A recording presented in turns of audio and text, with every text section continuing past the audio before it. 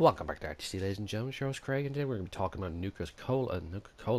No, we're going to be talking about Nuka World. First thing, right off the bat, warning: there's no real story element spoilers. I'm going to be talking about the different weapons, different creatures, the different factions, and just little bits and pieces in between about the general landscape. By the way, if you're wondering why there's no photos popping up, I do want to clear this out and just say this once. I don't want any copyright strikes or videos taken down on my channel, so I'm going to talk about them instead, and there'll be a link in the description if you want to take a nosy over at the photos. But anyway, we're going to look at the first one. Oh yeah, the photos are from a guy named Jeb1021. So let's all thank him for showing us, shall we? Alright, let's see. The first weapon we have is the paddle ball. It does a damage of 1. Its ammunition's 100. And its fire rate is 25, range 11, accuracy 151. Its weight is 2 and its value is worth 10 caps, so I can imagine this is quite a common weapon in Nuka World. So we'll just continue off that. Alright, now we have the rocket bat, which has its own rocket booster on it with nails stuck to it as well. It actually looks quite...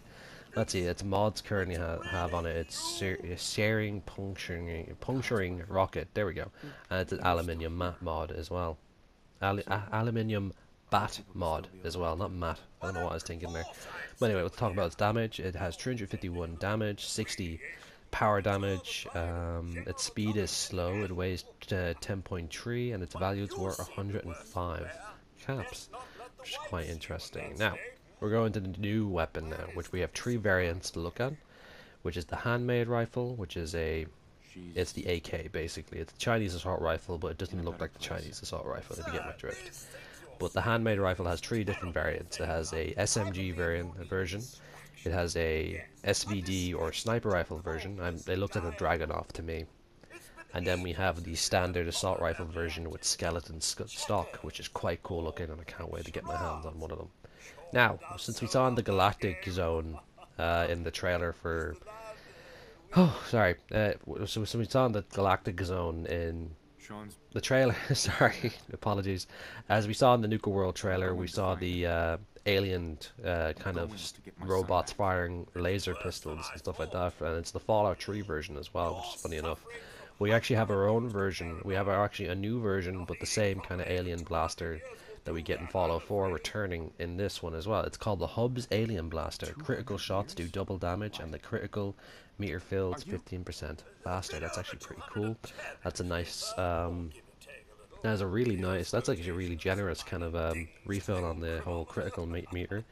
Let's go through its current mods. It has, like, when you find it, it has short barrel, standard grip, standard mag, standard sight. So basically what you find in that cave in, you know, the Commonwealth. And we're going to look at its damage, which is 110 energy, 602, oh, well, we see someone with 602 rounds. Fire rate's 100, range is 179, accuracy is 73, it weighs 2.5, and its value is 2,751. That's quite a lot of caps there, and it's quite big, and it's a unique alien blaster as well, so I hope you guys have fun hunting that down. But anyway, now we're going to look at a new enemy type, which is a returning enemy from Fallout 3 in New Vegas, which is ants. They're not as big as we remember them, but they're actually kind of smaller now, so maybe the good doctor in Fallout 3 who was working on the ants actually got them to go smaller over the years, so maybe they're actually returning to a normal size. At the moment, the big warrior ant I'm seeing right now kind of looks like a radiated version, and then there's swarms of ants, so the ant drones that fly are also mixed in as well. It's not just one of them, it's like 1, 2, 3, 4, 5 of them at once, so it's a bit of a swarm. Kind of interesting as well. It's kind of like, I can imagine it was used after the basis of the blowfly animations and the blood bugs, but we'll see what happens. I'll have a go at that when we get it. But we have a new Brahmin type. I know we have one other Brahmin type as well, which looks like a bull, but we kind of have the, I can't remember, it might be the Indian cow, I think. It has curved horns instead of having like the bull horns, so I'm not going to go too much into that. If you're looking at the album as we go by, I'll explain it as well, and you can see it for yourself as well if you click down on the link to look at the photo album. Right, now we have another weapon, which is a Disciple's Blade, which is it's a part of the one of the new factions, the Disciples, We're just going to talk about them in a few minutes when we get down to their photo, but that's pretty much it. The Disciple's Blade kind of looks like a makeshift weapon. It looks pretty brutal, and I can't wait to get my hands on it. It has a serrated hacking blade X plus. Hacking blade? Okay. Excellent. That sounds like it's going to be lovely. It has a damage of 241, speed, fast, weight 2.6, and its value is 120. Interesting. I can't wait to actually get my hands on one of them and try it. But now we're on an interesting picture, a very interesting picture. We're actually going to be looking at Gage, or Gage, yeah, Gage is his name. He looks like a new companion type. Gage is a new companion that you meet in Nuka World, and I can imagine he's going to help you out on quests and stuff like that, and he'll help you with quests or give you quests or something like that while you expand your territory in Nuka World. Now, if we continue on, we have another new creature, a little beastie that I don't like, his crickets.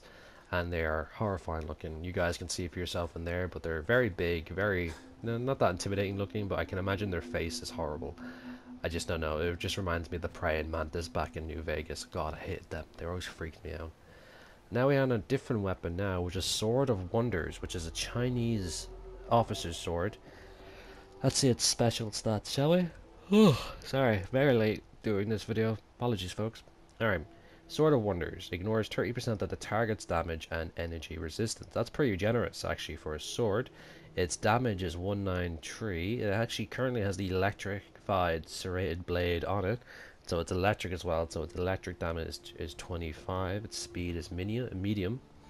Its weight is 3, and the value it's worth 325 caps. Right, now we're going to a landscape picture, photo, which has like a small little map area, just like the little map kiosk where you'd go to find out where you are in the park, and it's right behind that is Fizz Top Grilly, which is the giant Nuka-Cola mountain with the giant Nuka-Cola next to it, next to the mountain and stuff like that.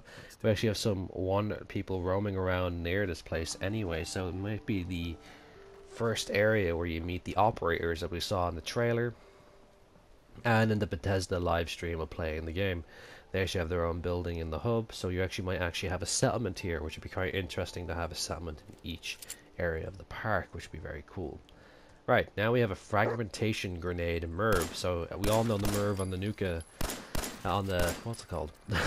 Wasn't the Fat Boy? Oh, not the Fat Boy, the Fat Man. I don't know why I remember Fat Boy all of a sudden. But anyway, it's like the MIRV version of a hand grenade, which I can imagine explodes out and then throws out more explosives around it. So that's actually going to be really interesting to see. Can't wait to see that. And anyway, alright, let's go on to this one, which is a painted ghoul. I know in the trailer we've seen a lot of blue ghouls that might be Nuka ghouls, but I remember seeing something in the trailer when you're running away from a group of them and actually see blue paint on top of a roof, and then there's a ghoul that's painted blue as well, and then I noticed the rest of its arms and its legs were normal color. So I can actually imagine those ghouls we've been seeing that have blue all over them. I'm not too sure, I like to be proven wrong if I'm wrong, but they might actually just be ghouls with blue paint all over them. So let's keep that in mind, shall we, folks? This ghoul I'm looking at is multicolored and looks ridiculous. Let's continue on. Wow, this is actually going to be terrifying. We actually have a ghoulified gorillas in the park as well. It's going to be terrifying looking. I don't really want to talk too much about it. If you want to check out the photo yourself, guys, you can. It's pretty scary looking. Can't wait to fight it. It's going to be a lot of fun. A new weapon, which is the Commie Whacker, which looks like it kind of hit the mole kind of game kind of thing. I don't know. I can't remember the name of it. It's been a very long time since I played that game. Whack-a-mole. That's it. I just remembered there. Kind of whack-a-mole. Yeah, whack-a-mole. Like dabble, I guess. I'm saying dabble, it's completely wrong, but yeah, it kind of looks like that. You can check yourself in the photos as well. And let's see, we have some new Nuka hunters. Oh no, we have a Nuka hunter on the next one, so there's actually, it must be inside the World of Refreshment ride as well, so we're actually going to see that in a little bit, hopefully, and you guys are looking at it as well. And now we're back at the handmade rifle, which has different paint types, and one of them, it looks like it. Let's see, we have the standard color, the disciples colors, operator colors, and painted.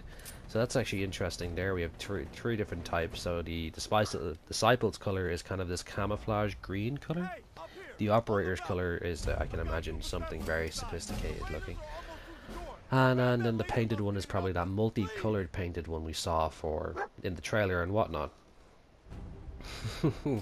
Now we have the Myler King, which has a different blue to it as well. It's just pretty much a reskin version of that, guys.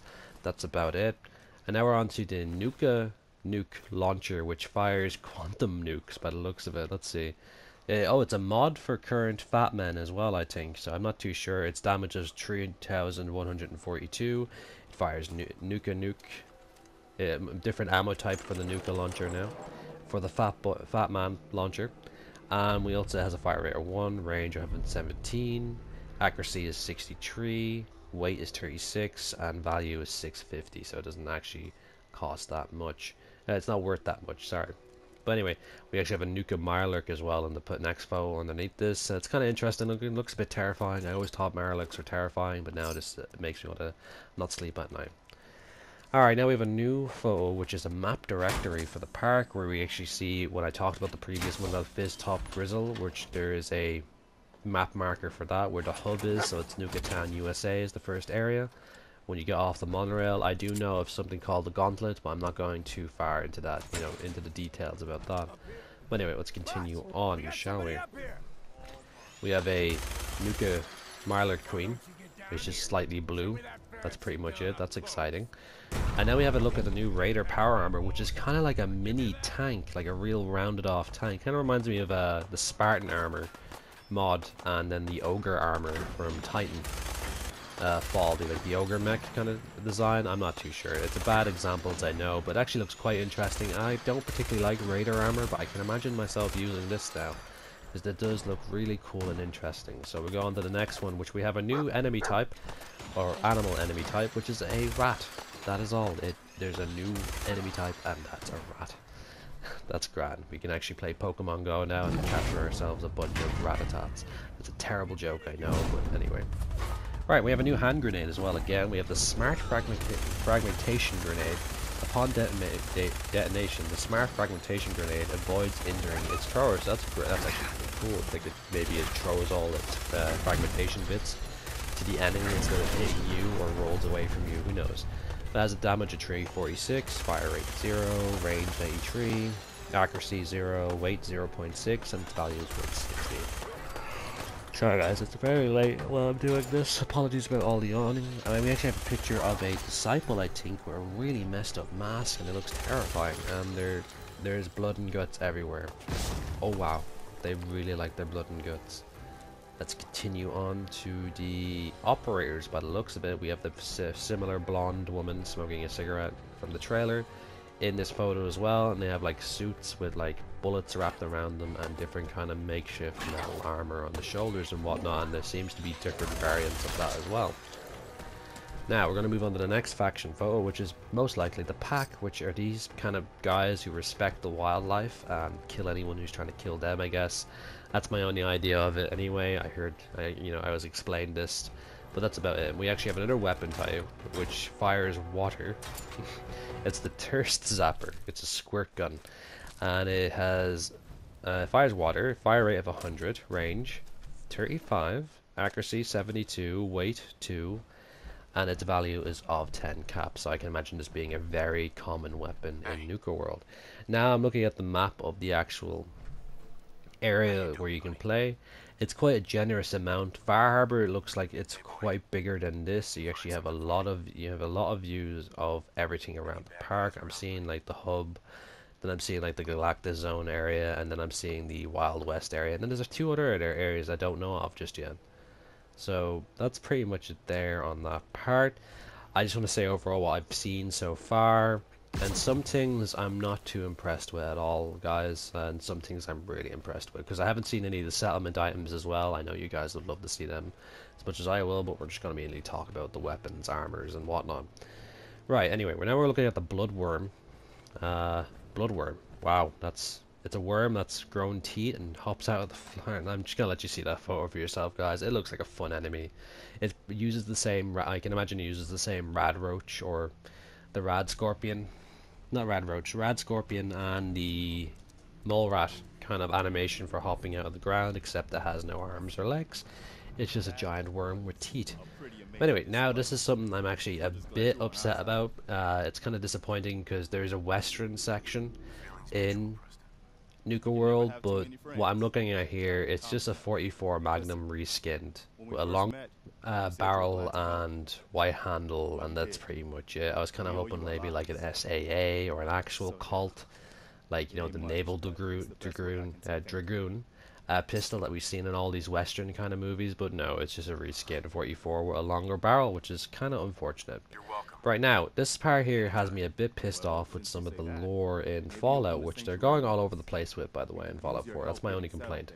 Which we have a Nuka Quantum Power Armor, and it's XO1, and they're saying it's a pre-war armor, which was, you know, incorrect, because it's a post-war armor developed and designed by the Enclave. So that's pretty much it there. Maybe just some stories saying that the Enclave made their first prototype before the war and just had it in Nuka World for some reason. Who knows?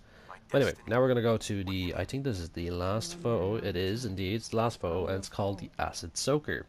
Inflicts ongoing acid damage and temporarily reduces damage resistance. Damage is 10, its fire rate is 66, it's 35 in range, accuracy is 89, weight is 3, and its value is 125 caps.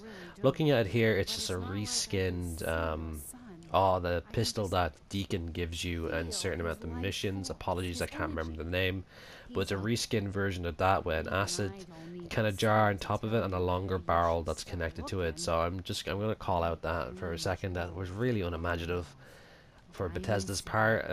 Weapon variation is kind of nice in this one than all the other ones we've had so far. Even in base game, like, we have the Chinese assault rifle back again, and we have a few bits and pieces as well, and we're going to be seeing normal weapons as well.